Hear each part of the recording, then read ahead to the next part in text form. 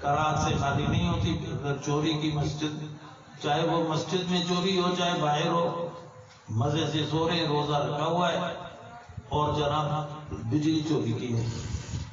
اللہ پناہ میں رکھے. یہ پورے پاکستان ہمارے ملک کا یہ حال ہے. تو اللہ نے کہا یہ چوری کریں گے. اللہ سے تو چوری کر بھی نہیں سکتے. اللہ نے ہوا کو مفت کر دیا. پانی کتنی ضرورت ہے جن علاقوں میں پانی کم ہے. سعودی میں پانی مہنگا، پیٹرول سستا ہے. تو ٹھیک ہے، اللہ نے ان کو پیٹرول دے دیا مہنگا، ٹھیک ہے، اس سے تو پانی لے لو. تو پانی انسان کی ضرورت ہے. بس کھودو تھوڑا سا نکل آتا چشمے کی شکل میں. اللہ نے پانی تو نکالا تھا حضرت اسماعیل علیہ السلام کے لیے، اس کو کافی ہو وہ زمزم. اب وہ کتنوں کے لیے؟ اللہ کا کرم دیکھیے، کتنے حاجی وہاں پیتے ہیں، بھر کے لاتے ہیں. پھر بعض حضرات کا معمول ہے کہ ہمیشہ وہ روزہ افطار کرتے تو زمزم سے کرتے. یہ باتیں ادھر ادھر ہو رہی ہیں، حالانکہ موضوع پر بات کرنی تھی. تو میں عرض کر رہا ہوں کہ اس کو بھی اللہ نے پانی کو مفت کر دیا. اور تھوڑا سا ہینڈ پمپ لگاؤ، پانی نکل آتا ہے. نہریں جو ہیں اس میں تو ہینڈ پمپ لگانے کی ضرورت نہیں ہے، ویسے ہی نکالو. تو سنت اللہ یہ ہے کہ جو شے انسان کی ضرورت کی ہوتی ہے اللہ اس کو مفت کرتے. اب یہ دین کی تعلیم جو ہے دیکھیے کہ مفت ہے. دنیا کی تعلیم پر کتنے پیسے لگتے ہیں، کتنی فیس ہے. صبح کو ٹیوشن، 1 گھنٹے کی ٹیوشن کا 1000 2000 جیسا شہر اور جیسا ٹیچر ویسی اس کی فیس. یہاں مدارس ہوتے ہیں، اس میں 1 پیسہ پیسہ نہیں لیا جاتا. بچے سے نورانی قاعدے سے لے کر ختم القرآن تک سب فری، پڑھانے والا فری. دن ہو رات ہو، بالغہ تعلیم ہو، چھوٹے بچوں کی ہو، اور پھر صحیح بخاری تک. اب یہ کتابیں ہیں، حالانکہ بڑی مہنگی کتابیں ہیں. مدرسہ ان طالبات کو مالک تو بنا کر نہیں دیتا، لیکن دیتا ہے کہ یہ سال آپ اس کو پڑھو تاکہ پھر اگلے سال دوسری پڑھیں گے. سب فری، سب فری. مدرسے میں کھانا فری، پینا فری، علاج فری، حتیٰ کہ بس اوقات کرایہ فری، آنے جانے کا. یہ تو بچیاں ہیں بیچاری قریب کی ہیں، ان کو اس کا ادراک نہیں. لیکن جہاں بچے ہوتے ہیں وہاں ایسا ہوتا ہے کہ سب فری ہوتا ہے. کپڑا فری، علاج فری. بتلانے کا مقصد یہ کہ چونکہ یہ ضرورت ہے، اس لیے اللہ نے ایسا طریقہ رائج کر دیا کہ سب اس کو حاصل کر سکیں. ورنہ اگر یہاں بھی پیسے لگیں تو مفت میں بچے نہیں آ رہے تو پیسوں پر کھائیں گے. قیامت کے دن ان کو بہانہ نہ ملے. رب ذوالجلال ہم تو پڑھنے کے لیے تیار تھے، لیکن مولوی صاحب کہتے تھے پہلے اتنے پیسے لاؤ پھر ہم آپ کو پڑھائیں گے نورانی قاعدہ، اور پھر پارہ ہم پڑھائیں گے. ہمیں اتنی طاقت نہیں تھی. یہ بہانہ نہ ملے، یہ ضرورت، یہ بہانہ نہ ملے کہ جناب پانی نہیں تھا کیسے وضو کریں، ہوا نہیں تھی تڑپتے تھے کیسے نماز پڑھیں. اللہ نے یہ ساری چیزیں اس لیے مفت کر دی تاکہ تمہارا سارے بہانے، تمہاری حجتیں سب ختم ہو جائے. قیامت کے تم یہ نہ کر سکو اگر یوں ہوتا تو ہم ایسا کرتے. تو یہ بڑی نعمتیں ہیں مدارس دینیہ، اور ان پر بڑے بڑے مشکل اوقات آتے ہیں، بڑے اوقات آتے ہیں، آ رہے ہیں، آتے رہیں گے. یہ پھر حضرت علماء کرام کی محنت ہوتی ہے کہ احسن طریق سے فساد بھی نہ ہو، ہنگامہ بھی نہ ہو، لڑائی بڑائی بھی نہ ہو، اور حکومت کا کوئی قانون بھی نہ ٹوٹے، اور حکومت ہمیں باغی بھی نہ سمجھے، خیر خواہ سمجھے، فرض سمجھے. علماء یہ بھی باور کراتے ہیں کہ جتنے ہم نظریاتی پاکستان کے محافظ اور نہیں ہو سکتے، جتنے ہم خیر خواہ اور نہیں ہو سکتے، اور ساری چیزیں ان کے سامنے رکھتے رہتے ہیں. اس کی وجہ سے الحمدللہ صرف وفاق کے تحت 22,000 مدارس جو ہیں، 22 یا 23,000 مدارس جو ہیں وہ رجسٹر ہیں وفاق کے تحت. صرف ایک وفاق المدارس، اور بھی وفاق ہیں.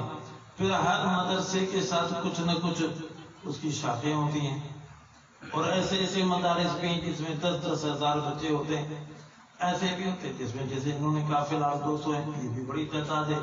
کہ 2 کمروں 2 بچیاں پڑھیں، ایسے علاقے میں گنجان آبادی میں رش میں جہاں جو ہے ہر ایک مصروف ہو، یہ بڑی محنت ہے۔ تو بہرحال میں اپنی بچیوں سے یہی کہوں گا کہ آپ اللہ کا اس پر شکر کریں۔ جب آپ شروع ہی ہوں گے اس کو پڑھنے، اس وقت 4 نہیں ہوں گے، اس وقت 40 ہوں گے، پھر گھٹتے گئے، گھٹتی گئی، حالات ہر ایک کے اپنے ہوتے ہیں۔ اب جا کر کے 4 ہیں، اللہ کی ذات سے امید ہے کہ آخر تک یہ 4 رہیں گی اور پھر بڑھتی رہیں گی انشاءاللہ۔ تو اس پر اللہ تعالیٰ کا شکر ادا کریں۔ یہ سال بڑا اہم سال ہے تو سارے سال اہم، زندگی بڑی قیمتی شے ہے، لیکن سال کو اہمیت اس لیے حاصل ہے کہ سابقہ سالوں میں جو کمیاں ہوئیں، کوتاہیاں ہوئیں، غیر حاضری ہوئی، بے توجہی ہوئی، کوئی اور بہانے آ گئے، وہ اس سال میں ان سب کوتاہیوں کو ختم کرنا ہے، اور جتنا علمی تھوڑا سا تنزل تھا اس کا ازالہ کرنا ہے، جو کمی کوتاہی تھی اس کو درست کرنا ہے۔ اس اعتبار سے یہ بڑا اہم ترین آپ کا سال ہے۔ پھر اس وجہ سے بھی یہ بڑا اہم ترین سال ہے کہ اور سالوں میں تو آپ مختلف فنون کی کتابیں پڑھتی رہی، کوئی منطق، فقہ، اصول فقہ، کلام، تفسیر، اصول تفسیر، لیکن یہ سال ہے جس میں صرف امام الانبیاء حضرت محمد رسول اللہ صلی اللہ علیہ وسلم کے اقوال، افعال، احوال، اس کو آپ پڑھیں گی۔ بس ایک ہی دن ہوگی، آقا صلی اللہ علیہ وسلم کا تذکرہ، بس ایک ہی شے ہوگی۔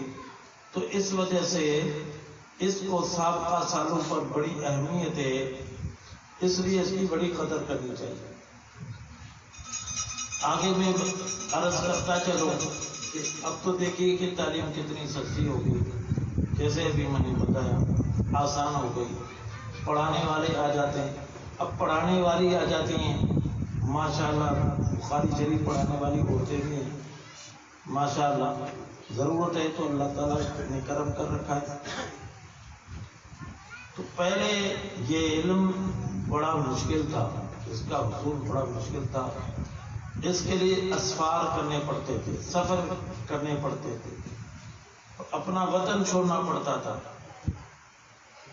صرف یہ نہیں اپنا شہر بلکہ اپنا وطن، ایک ملک، کتنے سارے یہاں سے دیوبند جاتے تھے پڑھنے، سندھ سے دیوبند جاتے تھے۔ اب جا کر کے وہ علماء جو دیوبند کے فاضل تھے تو اب ان کے انتقال ہو گئے، ابھی کا دکا ہوں گے، ورنہ دیوبند جاتے تھے، سہارنپور جاتے تھے، مصر جاتے تھے، مکہ المکرمہ ام القریٰ میں پڑھتے ہیں، اسی طرح مدینہ طیبہ میں پڑھتے ہیں۔ تو اتنا مشکل تھا۔ صحابہ کرام رضوان اللہ تعالی علیہم اجمعین ایک حدیث کے حصول کے لیے، حضرت جابر بن عبداللہ کا قصہ ہے، صرف ایک حدیث کے حصول کرنے کے لیے ان کو جانا پڑا شام، کہاں سے؟ مدینہ سے، مدینہ طیبہ سے سفر کر کے گئے، اور 500 کلومیٹر کا فاصلہ ہے، اور علاقہ ایسا ہے جیسے تھر میں اس زمانے میں جاؤ جس زمانے میں بارش نہ ہو تو پھر ریت دوڑتا ہے، آنکھیں، کپڑے سب حشر برا ہو جاتا ہے، اس سے بھی زیادہ حالات تھے۔ لوگ اونٹ پر، گھوڑے پر یا پیدل سفر کرتے تھے۔ حضرت جابر بن عبداللہ نے مدینہ طیبہ سے سفر شروع کیا، انہوں نے وہ حدیث آقا صلی اللہ علیہ وسلم سے سنی رکھی تھی، تو گئے کہاں؟ شام، اور 1500 کلومیٹر کا سفر کر کے گئے، اور پھر مزید بتلاؤں کہ وہ حدیث ان کو یاد تھی، وہاں سن رکھی تھی، لیکن وہ صحابی جس نے براہ راست آقا صلی اللہ علیہ وسلم سے وہ حدیث سنی تھی وہ شام میں تھا اس وقت، تو صرف سند عالی کرنے کے لیے اتنا طویل سفر کیا، یہ ہے پہچان کی بات۔ ورنہ اگر کسی کو نالی میں ملے موتی یا گلی میں پڑے موتی، اس کو پتہ نہیں یہ کتنا قیمتی ہے، याकूत मिल जाए, उसको क्या पता, वो तो वो गधे वाला है, उसको गधे के गले में डाल देगा या ऐसे फेंक देगा।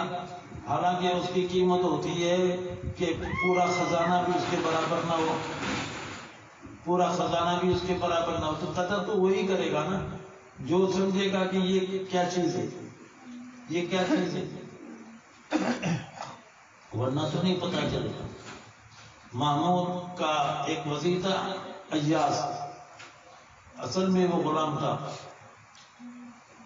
और इसी ज़मीन में एक और बात कहूं कि उसका नाम था मोहम्मद। तो अय्याज अदब करता था, महमूद गज़नवी अदब करता था, जब वुज़ू से होता था तो उसको मोहम्मद के नाम से बुलाता था, और अगर बात वुज़ू नहीं होता था तो अय्याज से बुलाता था, कहता आप आका सल्लल्लाहु अलैहि वसल्लम का नाम है, बगैर वुज़ू के नहीं लेना चाहिए। हम तो ऐसे ही हैं, कदर जिसके पास होती है, जौहर की कदर जौहर ही जानता है। तो इतना अदब था, तो अय्याज का वो बड़ी कदर करता था, उसके पास सलाहियत था। और इसके 60 वजीर थे, महमूद के 60 वजीर थे। उन 60 वजीरों में उसके हालात आप पढ़ेंगे, पढ़ाते हैं स्कूलों में, जिसने हिंदुस्तान को फतह किया। तो एक ही सफ में खड़े हुए महमूद और अय्याज, ना कोई बंदा रहा ना कोई बंदा नवाज, ये शेर तो बच्चा बच्चा जानता है। तो दीगर जो 59 वजीर थे वो कहते थे पता नहीं महमूद ने क्या देखा है अय्याज में, और अय्याज ने पता नहीं क्या जादू किया है कि इसको तरजीह देते और हमें पीछे धकेल देते। हालांकि वजीर तो वो भी थे, लेकिन पता नहीं क्या देखा है, इस वजह से थोड़ा सा हसद था। ऐसा होता है, हम असद जो लोग होते हैं एक दूसरे से, ये क्यों बढ़ गया मुझसे, मैं क्यों घट गया, ये कुछ तभी चीज होती है। तो महमूद समझ गया, उन्होंने शिकायत भी कर रखी थी, आप इसको बड़ी तरजीह देते, ऐसा तो है नहीं। तो उन्होंने कहा अच्छा ठीक है। एक दिन ऐसा किया कि जो सबसे ज्यादा कीमती मोती था उनके उस खास खाने में वो मंगवाया, खजाने में जो सबसे ज्यादा कीमती था, और एक टेबल पर रखा, टेबल पर रखा, और एक वजीर को बुलाया, कहा कि इसको तोड़ो। उसने कहा हजरत कैसी बात करते हैं आप, ये मोती आपके खजाने में एक ही है और इसकी कीमत कहीं भी नहीं है, इतना कीमती है ये, इसको मैं तोड़ूं? मैं नहीं तोड़ूंगा। इस गरज से कि बादशाह पता नहीं किस जज्बे में कह रहा है या उसको पता नहीं है, और मैं तोड़ दूं उतना, ये तो खयानत होगी मुल्क के साथ, खजाने के साथ, मैं नहीं तोड़ता। दूसरे को बुलाया, उसने भी उससे ज्यादा सख्त जवाब दिया कि मैं नहीं करूंगा। तीसरे को, इस तरह 59 के 59 वजीर थे, सब ने ना कर दी कि हम नहीं तोड़ते। अय्याज को बुलाया, अय्याज उसको तोड़ो, उसने फौरी ईंट उठाई या हथौड़ा उठाया, ऐसा जोर से मारा कि उसके ऐसे जर्रे हो गए कि उनको जमा करना भी मुश्किल हो गया। जमा करके मिला दें, नहीं बस उड़ के। तो उधर से जितने भी लोग थे उन्होंने देखा, मामू से कहा हम कहते नहीं थे बड़ा नालायक है, खजाने का ऐसा कीमती मोती तोड़ दिया, हम पहले से आपको कहते थे ये कैसा मुल्क का वफादार नहीं है और इतनी कीमती चीज को तोड़ दिया। तो महमूद ने अय्याज से कहा कि भी तुम देखो ये क्या कह रहे हैं और तुमने कैसे तोड़ दिया। कहा कि बात यह है कि एक तरफ है ये मोती, बड़ी कीमत है, खजाने में जैसा कोई और मोती नहीं, और दूसरी तरफ है आपका हुक्म, बादशाह का हुक्म। मैं समझता हूं कि बादशाह का हुक्म बड़ा है और ये मोती बादशाह के हुक्म के मुकाबले में अहमियत नहीं है। ये हो जाएगा बादशाह के पास, लेकिन बादशाह के हुक्म को तोड़ना ये खतरनाक है। तो रोजाना हुक्म तोड़ते हैं ना अल्लाह रब्बुल आलमीन के, थोड़े से नफ्सी तकाजे की वजह से, नफ्स का तकाजा हुआ, रिश्वत ले ली, सूद ले लिया, फला ले लिया, थोड़े से पैसों पर وہ اس وجہ سے کہ اللہ رب العالمین کے حکم کی ہمارے پاس پرواہ نہیں ہے، اس کے دل میں بادشاہ کے حکم کی بھی پرواہ تھی، تو اس وجہ سے اس نے بادشاہ کے حکم کو ترجیح دی اور اس کو توڑ دیا۔ ان لوگوں نے بادشاہ کے حکم کو توڑا۔ اب آپ خود فیصلہ کریں کہ جس نے بادشاہ کے حکم کو توڑا اس نے غلط کیا یا جس نے بادشاہ کے حکم کو نبھایا اس نے غلط کیا۔ وہ سارے سمجھ کے واقعی یہ بڑا ذہین فتین ہے۔ اسی سے ایک دفعہ اور قصہ ہوا، محمود نے کہا سب کو وزیروں کو بلایا، کہا تمہاری جو مانگ ہے ڈیمانڈ ہے بولو، ہم آپ کو دیں گے، خزانے سے دیں گے۔ بادشاہوں کے زمانے میں اختیارات بڑے تھے، اب تو تھوڑا سا ہوتا ہے کہ حشر وزیروں کا۔ تو بہرحال تو کسی نے کہا جی وہ فلاں شے جو خزانے میں وہ مجھے دو، کسی نے کہا یہ دو، کار دو، بنگلہ دو، سب لیتے گئے بادشاہ نے کہا کو دے دو، جو کہہ رہے دیتے جاؤ دیتے جاؤ دیتے جاؤ۔ ایاز کی باری آئی، ایاز بولو تمہیں کیا چاہیے؟ تو پیچھے ہٹ کر کے کندھے پر ہاتھ رکھا، مجھے تو یہ چاہیے، یہ یعنی بادشاہ چاہیے۔ کہا کیسا بیوقوف ہے، یہ موقع تھا بادشاہ سے دینے کا۔ کہتے اللہ کے بندو، اگر بادشاہ راضی ہوگا تو سب کچھ مل سکتا ہے نا، اگر بادشاہ ناراض ہو جائے تو اسے ساری چیزیں تم سے واپس لے لے گا۔ اللہ رب العالمین جو دیتے ہیں وہ لے بھی تو سکتے ہیں۔ کتنے لوگ ہوتے ہیں کنگال ہو جاتے ہیں بدعملی کی وجہ سے، پہلے ان کے پاس بے شمار سرمایہ ہوتا ہے۔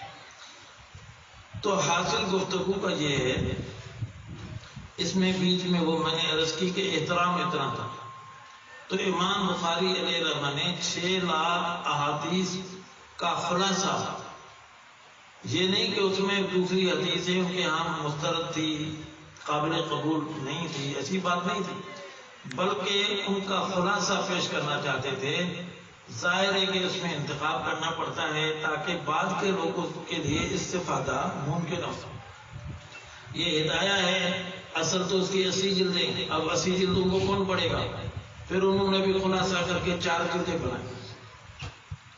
تو بہرحال 6 لاکھ سے انہوں نے انتخاب کیا، اور انتخاب بھی کس طرح کیا؟ وضو کرتے، 2 رکعت پڑھتے، استخارہ کرتے، اللہ میاں اس کو اس جامع میں رکھوں، اصل اس کا نام لمبا ہے، الصحیح سے نام شروع ہوتا ہے، تو جامع، تو اس جامع میں اس کو رکھوں یا نہ رکھوں؟ تو استخارہ میں جواب ملتا تھا کہ رکھو تو رکھتے تھے۔ اب بتائیے کہ 9 لاکھ احادیث جس میں مرفوع 7000 حدیثیں، تو اگر مرفوع احادیث پر انہوں نے ایسا کیا ہو تو گویا 14000 رکعتیں انہوں نے پڑھی۔ تب جا کر کے یہ اس کو جو مقبولیت ہے، یہ امام بخاری خود عربی نہیں ہے، فارسی زبان فارسی ہے، اور عرب کے لوگ عجمی کو کوئی اہمیت نہیں دیتے، لیکن یہ بخاری شریف وہ ہے کہ عرب ہو عجم ہو سب اس کو سر پر رکھتے ہیں۔ ایسی عظیم شان کتاب ہے یہ، کیسی خوش قسمت بچیاں ہیں کہ شروع سے کیف کان بدل الوحی سے لے کر کلمتان خفیفتان آخر تک سبحان اللہ و بحمدہ سبحان اللہ العظیم، یہ شروع سے پڑھیں گی۔ 9000 حدیثیں، 1 2 10 روزانہ، یہ بڑی سعادت ہے ان کی۔ اس پر ان کو جتنا اللہ کا شکر کرنا چاہیے کم ہے، ان کے ماں باپ بھی لائق شکر ہے۔ آخر میں ایک تو بات اور کر کے میں ختم کروں، چونکہ حضرت کا بیان بھی بڑا طویل ہوا تھا، اور عورتیں بیچاری بچوں والی ہوتی ہیں، بچے بھی ہوتے ہیں۔ وہ یہ ہے کہ اب آپ کی بخاری شریف تو شروع ہو رہی ہے، لیکن اس میں شوال ذیقات کی پڑھائی نہیں ہوئی، ذوالحجہ کی بھی پڑھائی نہیں ہوئی۔ اب جا کے عید کے 17 کے بعد جا کے اس کی پڑھائی ہوگی، اور دعا بھی کریں اللہ حکومت کو ہدایت ہے، کوئی بیچ میں کوئی ایسی شوشانہ کھڑا کر دیں تو پڑھائی ہو، تو گویا 2 مہینے، گویا 8واں حصہ کم سے کم، ویسے تو 6واں حصہ بنے گا، وہ پڑھائی نہیں ہوئی۔ ورنہ ہم اس میں کتاب ایمان پورا کر لیتے، پھر کتاب العلم ہوتا، شروع میں پڑھایا بھی وہ بڑی تفصیل سے جاتا ہے۔ اب وہ زمانہ گزر گیا، تو اس میں ظاہر ہے کہ استاد جو آپ کو پڑھائے گا اس میں بڑا اختصار سے کام لے گا، اختصار سے لے گا تبھی جا کر کے یہ ایک جلد ہے، ایک اور جلد بھی ہے ایسی، 2 جلدیں ہیں بخاری شریف کی، کہیں سمجھو یہ صرف ایک ہے، تو دونوں ان کو پڑھانی ہے۔ اور اصل سعادت ہے کہ وہ متن پڑھیں، اس کو سمجھیں۔ تو اس میں ظاہر ہے کہ استاذ اب اختصار سے کام لے گا، اگر اختصار نہیں کرتا، تفسیر کرتا ہے، تو پھر یہ تو پورا ہو جائے گا۔ اب اس میں ایک تو یہ انہوں نے سیمائی امتحان کو حذف کر دیا کہ سیمائی امتحان نہیں ہوگا، صرف ششمائی امتحان ہوگا، اس میں بھی چھٹیاں نہیں ہوں گی۔ ویسے وفاق کا امتحان ہوتا تھا رجب میں، اب شعبان کی 10 کے بعد شروع ہوگا۔ کوشش تو کی ہے، لیکن وہ کوشش سے زیادہ یوں سمجھیے کہ 1 مہینہ بچائے تو بچائے، 1 مہینہ بھی نہیں بچے گا۔ تو اس لیے اس کا تقاضا یہ ہے کہ اب آپ کے پاس وقت ہے، اس کے جو مبادی ہیں حدیث کی، ماشاءاللہ آپ نے مشکات پڑھی ہے، اس کے ساتھ خیر الاصول کو پڑھتی ہیں، شرح نخبۃ الفکر ہے، بنات میں شاید نہیں ہوتی، خیر الاصول ہے، اس میں ساری تفصیل ہے، حدیث کی تاریخ، حدیث کے اقسام، آپ کے اقوال، افعال، احوال، وہ ساری دوبارہ آپ اس کو ازبر کر لیں۔ عام طور سے احادیث کی کتابوں میں ایک سوال اس قسم کا آتا ہے، تو اس کے مبادی کو ابھی سے دیکھ لیں، آج کے کام کو کل پر نہ چھوڑیں۔ اسی طرح ترمذی شریف، اس کا مقدمہ ہے تقریر ترمذی، حضرت شیخ الاسلام حضرت مفتی مولانا تقی عثمانی صاحب دامت برکاتہم العالیہ، اس کا مقدمہ ہے، بڑا آسان ہے، تفصیل سے تو ہے لیکن آسان ہے، اس کا بھی ابھی سے مطالعہ شروع کر دیں۔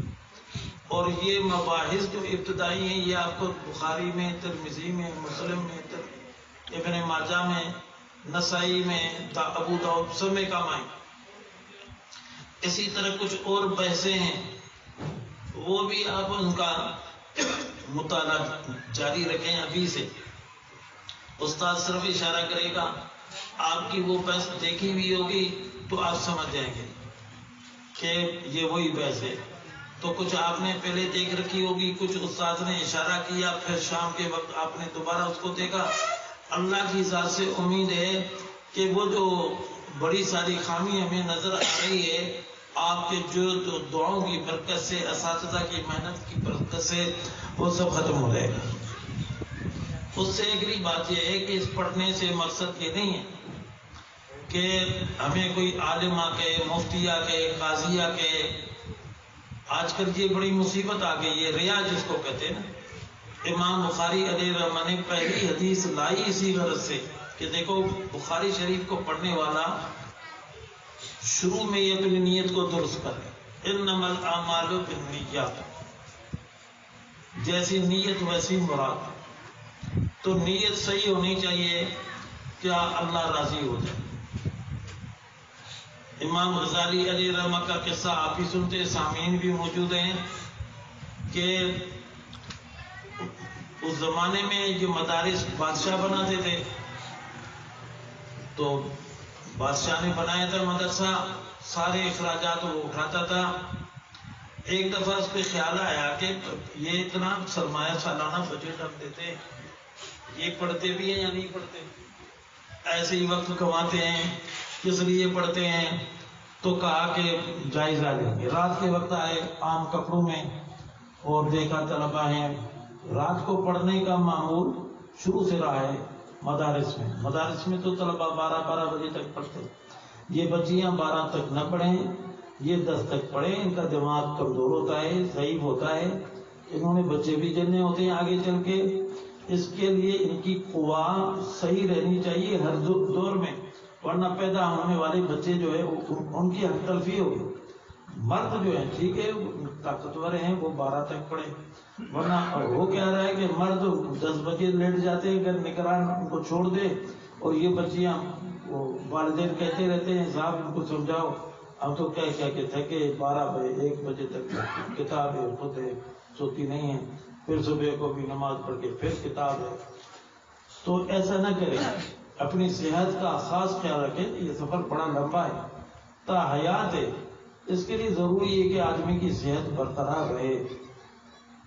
تو میں عرض کروں گا کہ اچھا وہ بتلا رہا تھا امام غزالی علیہ رحمہ کا قصہ، تو وہ بادشاہ ہے رات کے وقت میں، وہ بچہ پڑھ رہا تھا، بھائی کیوں پڑھتا ہے؟ تو میں اس لیے پڑھتا ہوں، میرے ابا قاضی ہیں، وہ جب مریں گے تو میں اس کی جگہ پر قاضی بنوں گا۔ اور تو یہی ہوتا ہے نا، مال کی ہوس ہوتی ہے، میں ڈاکٹر بنوں گا، میرا ابا بھی ڈاکٹر ہے، کیوں؟ ابا روزانہ اتنے ہزار کماتا ہے، میں بھی اتنے کماؤں گا۔ بھائی کیوں پڑھتا ہے تو؟ میرا ابا انجینئر ہے، میں بھی کیوں؟ پھر کیا فائدہ ہوگا؟ ابا کی تنخواہ 1 لاکھ روپے 2 لاکھ ہے، میری بھی اتنی ہوگی۔ یہ دنیا ہوس۔ تو اس نے بھی یہ فٹ جواب دے دیا، یہ نہیں سوچا کون ہے کیا ہے، ہر ایک یہ جواب دیتا رہا۔ بادشاہ نے فیصلہ کیا اس کو آج ہی رات تالا لگا دے، بس ختم، جاؤ جہاں سے آئے۔ یہ مقصد ہی نہیں تھا ادارہ قائم کرنے کا۔ پھر دیکھا ایک بالکل موم بتی ہے، اس کے نیچے پڑھ رہے ہیں، نگاہوں کو بہت نیچے کیا ہوا ہے، رات کا وقت ہے اور گہری نظر تو کا صاحبزادے ذرا ادھر توجہ دے، انہوں نے توجہ نہیں دی۔ پھر دوسری پھر یہی بیٹے کچھ جواب تو دو، میں آپ سے صرف ایک سوال کرتا ہوں پھر چلا جاؤں گا، پوچھئے، جلدی پوچھئے۔ سوال یہ پڑھتے کیوں پڑھ رہے ہو اتنا گہرا؟ رات کے 12 بج گئے ہیں۔ کیونکہ میں اس لیے پڑھتا ہوں کہ یہ علم جب مجھے معلوم ہوگا تو مجھے پتا چلے گا کہ اللہ کی منشا کس میں، اللہ کی رضا کس میں، کون سے عمل کرنے میں رضا ہے اور کون سے عمل کو چھوڑنے میں رضا ہے۔ یہ مجھے معلوم ہو جائے کس طرح اللہ راضی ہوتا ہے، جو میرا خالق ہے، مالک ہے، رازق ہے، موجی ہے، جس نے مجھے پیدا کیا ہے، عزت دی ہے۔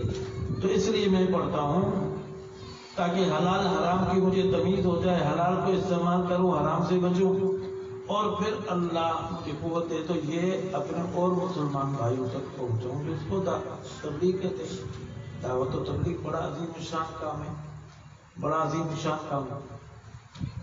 اس کا دل ٹھنڈا ہو گیا، کہا بیٹے تو اگر یہ جواب نہ دیتا نا، میں فیصلہ کر چکا تھا کہ تالا لگاؤ، لیکن تو نے یہ جواب دیا، میرے دل کو خوش کر دیا۔